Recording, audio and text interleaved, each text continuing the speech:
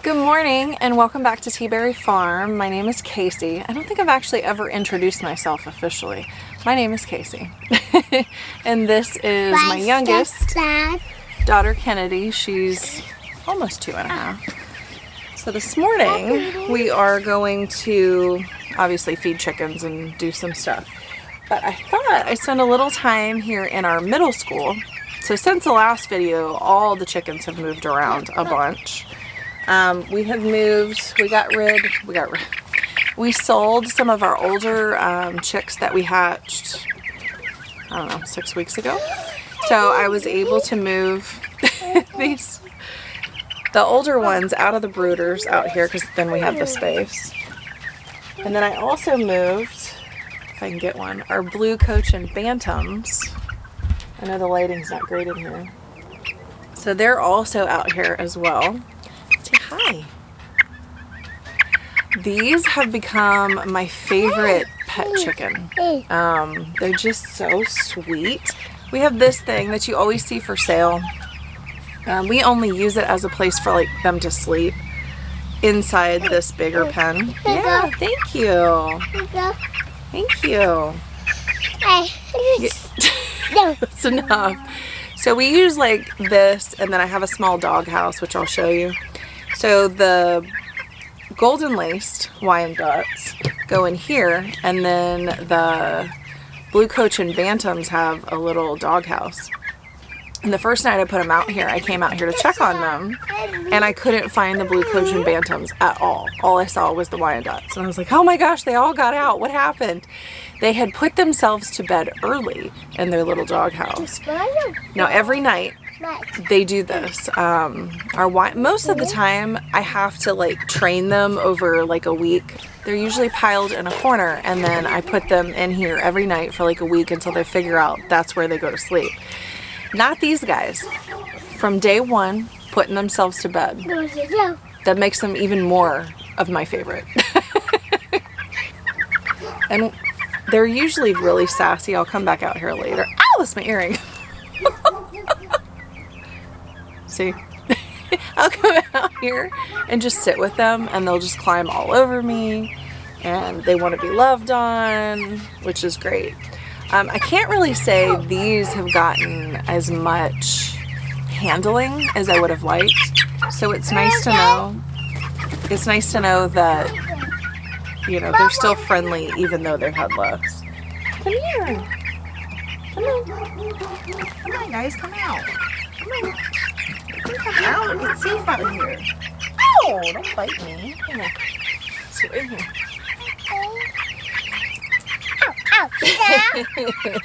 You don't like that? They like you.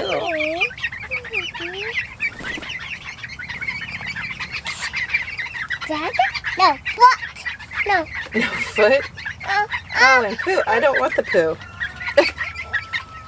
Stop me. Here. So now I have to open the back doors because now it's super hot that we need the doors open to get a breeze through the barn.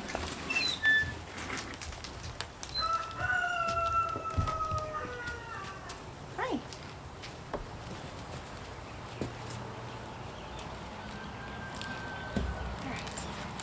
Much better.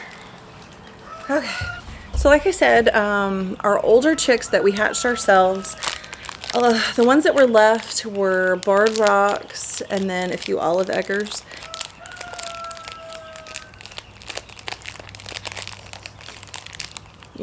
Can you crinkle that more? Good job. No. I'm sure you can't hear me. I use fruit snacks in the morning to help with low blood sugar, to keep the crying and the frustration down, because, you know, when I'm hot and tired, thank you. When I'm hot and tired and she's frustrated, then I'm frustrated, and it makes everything really hard. I don't have any more. That's it. Nope. So like I said, we sold those older chicks, which was great. We sold them to a young family that's just starting out, and they needed some chickens. So I also set an incubator of black Australorps for them as well, and they're going to hatch on Thanksgiving, which is super exciting. It's So anyway, I had 6 brooders full. Now I have only 2 full. You're making this really hard today. So normally when I film, it's because I feel inspired to film. I feel like I have something to say, I have something to show, and I have to have a lot of energy and like eagerness. I love filming. I love doing it. It's such a fun creative project, but it slows down the process of doing chores on top of, yeah. But I'm creating memories, I'm preserving them for the future, which is always wonderful. Anyway, I had 6 brooders full. Now I only have 2, so that's a little less work in here. Oh, good, you brought me some grit. I could use that. Give me that. Let's put some grit in here. Yeah. Good job. Now you hold that. Yeah, I'll just stick some in here.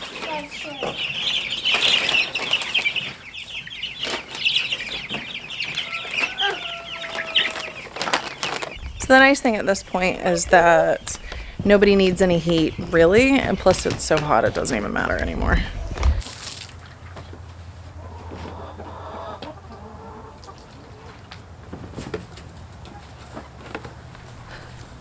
You're too far away. I've been giving everybody apple cider vinegar on a regular basis, and I started making my own, and I'm going to do a video on that later, maybe next week. There's a lot going on.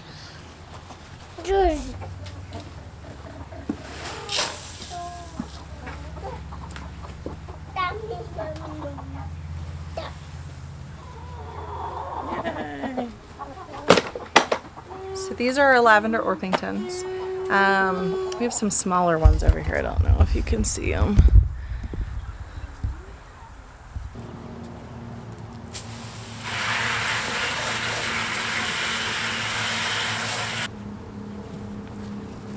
So growing up, when we would scrub the horse water buckets, we would use these. I think I'll have to see if I can find the packaging, but we've always used these probably for 20, 30 years. I don't even know.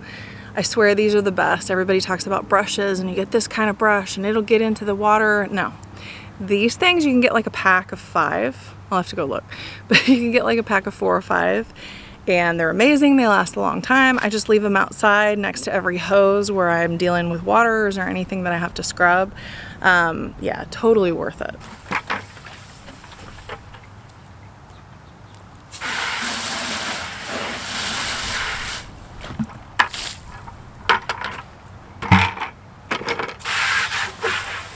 I found it. So Scotch-Brite makes them. And then recently we learned Walmart makes them. So couldn't tell you where I found them, not even sure where they would be in the store, probably next to the cleaning stuff, but these things are amazing. So it's usually like a pack of 4. But yeah, totally worth it. What's amazing is like they mold to whatever it is you're scrubbing, so you're not having to work so hard. Brushes, they're good. These are more cost effective because I can have these everywhere. I also have to go water my greenhouse, so I have to use the same hose because there's no spigot over here, which is fine. Whatever, get my steps in for the day. I mean, we have a Kawasaki mule, and I could use a mule to like feed the chickens and stuff, but I don't because it's just a little nicer to walk, I guess. On the days where I have a lot of stuff, yes, I mean, I'll use it, but I got a wagon. You don't have to have all the fancy things to homestead and have a farm. Because when I was a kid, we had old school wheelbarrows with the one wheel. And you had to balance it, and it was such a pain. And then like Rubbermaid came out with like those really nice plastic ones with 2 wheels, or like the old school wheelbarrow that would have 2 wheels in the front. And then that way it was like much more balanced. Yeah, we didn't have that. I had an old school wheelbarrow. Old school wheelbarrow, and I had to figure out how to do it. And that's what we used for everything. We didn't have side-by-sides. We didn't have gorilla wagons. Like, we didn't have any of that stuff. It's been interesting to talk to my husband and kids about like, okay, so we didn't have this. We had to do it this way. You know, we had one hose and it used to be over there, and you know, we had to haul buckets back and forth until we could afford to like run water lines and stuff. So you know, everybody starts somewhere, and if you have raw land, you understand that you're having to spend so much money to do things, and sometimes just doing it the hard way, I just think it builds character, and I don't see it being horrible. I mean, it's nice to have the nicer things in life. It really is. It saves you a lot of time, saves you a lot of stress, anxiety, but you know, how did people do it 100 years ago, 200 years ago? You know, I think some of our mental health issues today are that we have so many options for so many things besides focusing on like the things you have to do basically to stay alive in a day. So that's causing other health issues. You know, we have chronic disease, and you know, our food is not food anymore and things like that. So the more busy you are doing the things that you need to survive, let's say, the happier you are. It's more simple, it's more simplistic. So, and the other reality is something's always broken and you have to fix everything. I replaced this hose 2 days ago, and it took me 45 minutes because the spigot has a splitter on it, and trying to get the hose off that like finally burst, I broke the splitter, so I had to replace the splitter, which required like 2 sets of channel locks, and like it was a nightmare. So anyway, now I gotta replace the spray nozzle because it's doing weird things, and just, you know, when you drop it on the ground, when you drop it on the ground a bunch, you know, like, it eventually gets messed up. So, yay! One more thing. You want to put that in the trash can? Go put that in the trash can. Good job. No, yeah. Over there. Trash can's over there. Put it in the trash. Now turn the hose on. Okay, let's see if we're in business. Yay! It works so much better. Ugh. All right, I have some stuff over here that needs to be watered.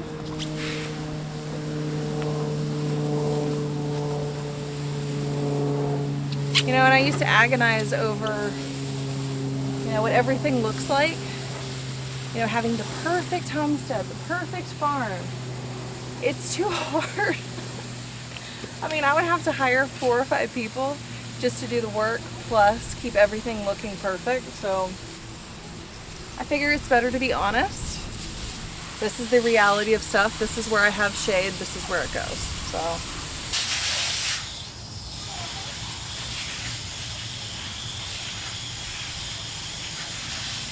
I have 2 trays of comfrey that are looking super beautiful. I meant to have this ready for the Gulf Coast Homesteader meetup, but things were so busy and I didn't start it far enough in advance, but they're finally looking really well and they're ready to transplant. If you're local, message me in the comments or Instagram or Facebook.